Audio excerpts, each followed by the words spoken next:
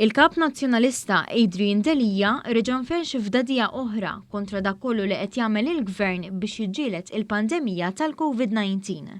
Fuq ir-radju tiegħu is-Sibt filgħodu, Adrian Delija dikjara li l-gvern mhux preparat. L-unpreparedness tal-gvern hija ċara daqs il-kristall. Delija fetħilha wkoll b'mod partikolari kontra s-settur tas-saħħa. Xis-servizzi tas-saħħa m'għandniex biżejjed. Dawn id-dikjarazzjonijiet ta' Delija fuq il-qasam tas-saħħa ġew propju sigħat wara li rapport ta' sit awtorevoli Investment Migration Insider innota kif Malta kienet fost l-aktar pajjiżi fid-dinja preparati għall-imxija tal-coronavirus. Dan fil-waqt li l-Għaqda Dinjija tas-Saħħa qalet li Malta għandha sservi ta' eżempju għal pajjiżi oħra fil-mod kif qed tikkontrolla l-imxija.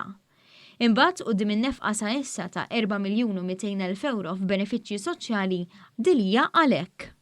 Tilef ir-ruħ soċjali. F'intervent ta' aktar minn nofsija iħanbaq waħdu, Delija kompla b'diskors negattiv u jattakka lil Malta. Malta tintefa' fuq il-lista sewda. Attakka wkoll il-proċess ta' ħatra ta' kummissarju tal-Pulizija.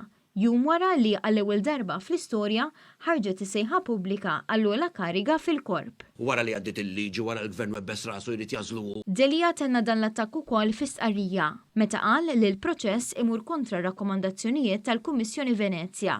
Iżda kuntrarju għad-dikjarazzjonijiet tiegħu, il-proċess huwa konformi ma' dak li tajt il-Kummissjoni Venezja u sansitra jmur pass oltre kif il-Prim Ministru Robert Abela reħa min idu l-vito fuq il-persuna magħżula u se jkun il-Parlament li jiskrutinizza min għandu jokkupa il-kariga ta' Kummissarju tal-Pulizija.